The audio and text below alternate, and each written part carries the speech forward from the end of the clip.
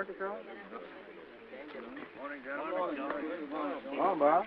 Morning, How are you this morning? Fine. Well, I want you to meet the folks going to work with us in this picture. It's Miss Evelyn Knapp. How do you do, Mr. Jones? How are you, Miss Knapp? Mr. James Cagney. How are you? Mr. Donald Cook. How do you do? And Mr. Tony Bushell. I think you know Tony, Hello, Don. Tony. Hi, Bob. Good to see you. Folks, it's Mr. Keeler. Toby How do you Keeler. do? Hello, Mr. Keeler. Tony. Hi, Obie. Where's our director? Late. He's not here yet. Well, that's fine. I need a little practice anyway. Good. Wait for me! Who is that? Louise Fazenda. She's in this cast, Oh, too. Hello, everybody. What are you doing? Louise. Huh? Meet Bobby Jones, Miss Fazenda. But, Mr. Jones! Oh, I'm thrilled to meet you. You know, I brought all my things with me. We are going to play, aren't we? Well, I don't know. I was just going to practice a little bit. Oh, that's all right. We've got to do something about that. Now, Mr. Jones, I have trouble, you see, on in the middle. What do you do? Louise, if you don't mind, we came here to see Mr. Jones practice. Oh, pardon me.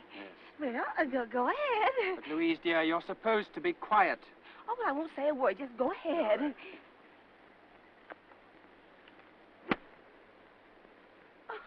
Oh, I hit another one. Hit anything.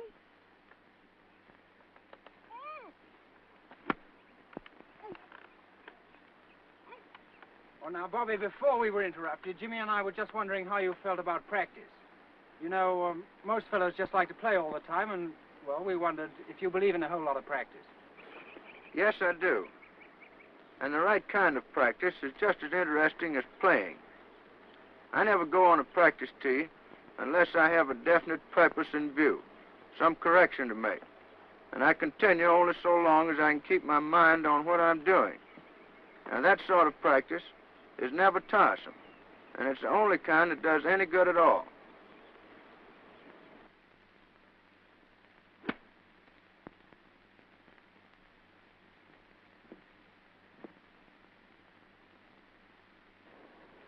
Mr. Jones, I noticed when you played that Mash and Niblick shot that the ball broke from right to left, had a little hook on it. Will that kind of shot stop just as quickly as one played the other way from left to right? Well, Yes, it will, for all practical purposes, whenever I'm able to take anything like a full swing with a club.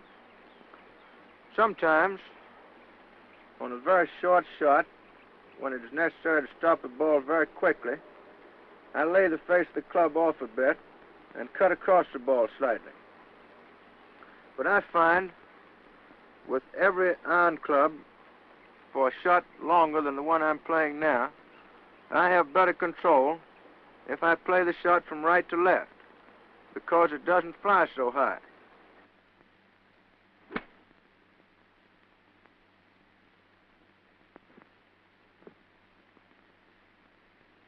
Oh, Bob, you said just now that when you go out to practice, you always have a definite purpose in mind. Would you mind telling us some of the things you have trouble with? Well, with the medium irons and short irons, the trouble that I have most often is failing to cut my wrists at the top. I'm inclined sometimes to hang on to the club a little bit too tightly so that I don't get that nice rhythm.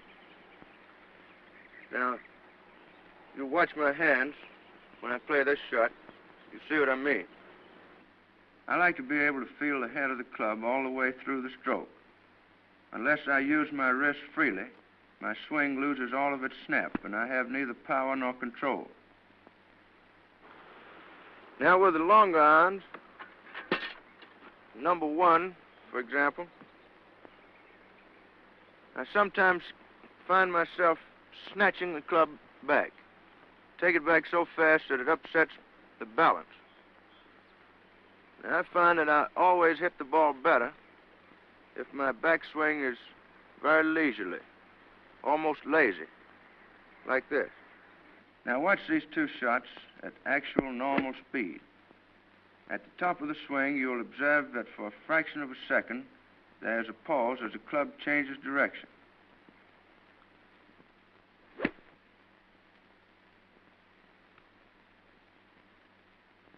The same swing in slow motion shows how a slow backswing lessens the danger of starting downward too quickly. It is very necessary for the player to be perfectly balanced when he starts hitting. Of course, Tony, I don't mean to say that the things I've been discussing apply only to the particular clubs I've been using. I'm simply trying to show you where these faults are most likely to crop up in my own game. Now, whenever I find myself hooking badly with a wood club, spoon, I can usually trace the trouble to my left side. I find it resisting a stroke instead of actually leading it through the ball, like this. In this swing, a turn of the hips is free and ahead of the rest of the stroke. Whenever the left hip locks itself or refuses to move out of the way, it keeps the left side and arm from pulling through as they should. I like to feel that I'm hitting a backhand blow, with the right hand catching up with the left only at impact. Now, Mr. Jones, I notice that your backswing is very long. Do you think there's any danger for the average player in swinging back too far? No, I don't. I think the average golfer would be far better off if he would forget all about overswinging.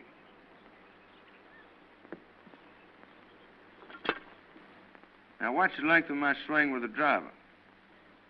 The trouble with most of them is that they don't take the club back far enough. Now, I like the backswing to be long enough so that I have plenty of time to get speed on the club head before it meets the ball, without giving me any tendency to jump at it. When I go out for length, I swing the club back well beyond the horizontal. I like to let the backswing go just as far as it can go comfortably. The full turn of the hips and the elevation of the hands give me full command of all the power I possess, and I have plenty of time to reach full speed by the time I hit the ball. If my backswing was shorter, I should find it more of an effort to strike with the same force.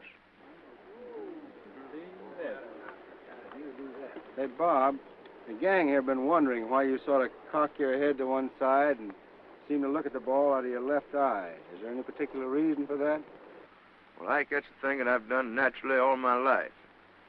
I don't look at the ball with either my left eye or my right eye. I don't stare at any particular spot on it. I'm merely conscious of its location. I think that the position of my head is more important than any consideration of the left eye. Because if you'll notice my swing, when I hit the ball, my head is back this way. I simply find it easier to swing the club with my head in that position. Morning, everybody. Good morning, Mr. Morrison. Sorry to be late. Well, let's go to work. All right, what's the first setup? Long shot with Bob on the front of the tee there, figuring for the driver.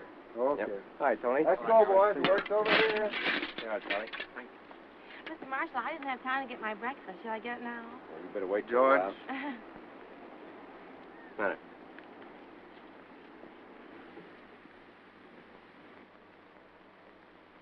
Is something wrong? Are we going to play now? Yeah. You're going to play right now, Louise. All right. And now you've got to hit a ball in the first scene. Yeah. So I want you to take this little thing and go right over there on the practice fairway and just try hitting it for a little while. All by myself? Yeah, and we'll call you when we're ready Now, for you. don't you look, because No. I get nervous.